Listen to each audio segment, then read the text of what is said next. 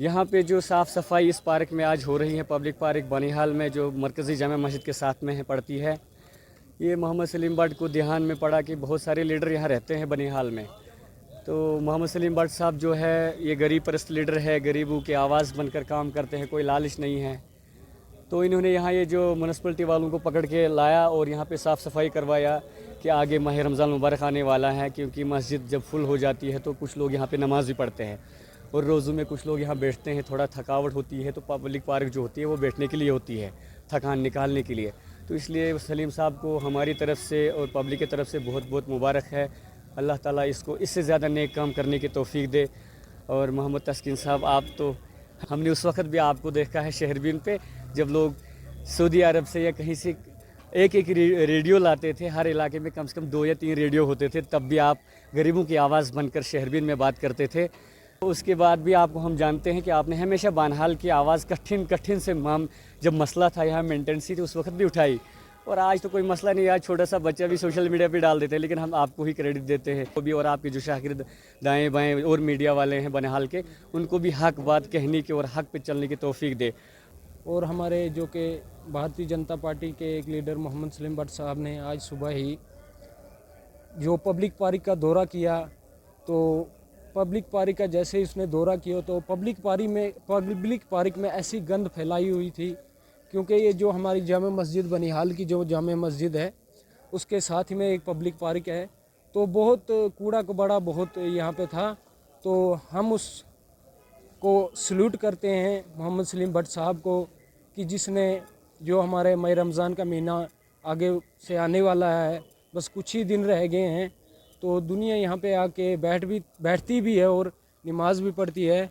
हम सलीम साहब को ऐसा सल्यूट करते हैं इसको, क्योंकि ऐसे बहुत सारे लीडर हैं यहाँ बनिहाल में, सारे बोलते हैं तो ज़मीनी सतह पे कोई काम ऐसा नहीं करता है जैसा हमारे मोहम्मद सलीम बट साहब ने किया। कहना चाहता हूँ, परसों कल यहाँ स्कूली बच्चे कश्मीर से आए थे घूमने के लिए, और जब वो इस पार्क में घूमे, यहाँ अंदर इंटर हुए तो उनको कहीं जगह नहीं मिली बैठने के लिए। बहुत ही गंदी जगह भर के थी, इसमें कूड़ा कचरा सब था। तो मैंने ठान लिया, मैंने कहा नहीं, कल मैं जाऊंगा अपने म्यूनसिपलिटी के ऑफिस में। वहाँ मैंने इनके जो ऑफिसर है ये साहब हैं, उनसे बात की। मैंने कहा सर ऐसे ऐसे मसला है, वहाँ पर आप ध्यान नहीं दे रहे हो। बोलता नहीं जी, हम तो हमारे लोग तो काम कर रहे हैं। मैंने कहा जो काम करने की ज़रूरत है, जहाँ हमारे दूर दराज इलाके से लोग, माँ आती है, बहन आती है, बुज़ुर्ग आता है, यहाँ बैठते हैं, और रमज़ान का महीना आगे आने वाला है, यहाँ लोग नमाज़ पढ़ते हैं।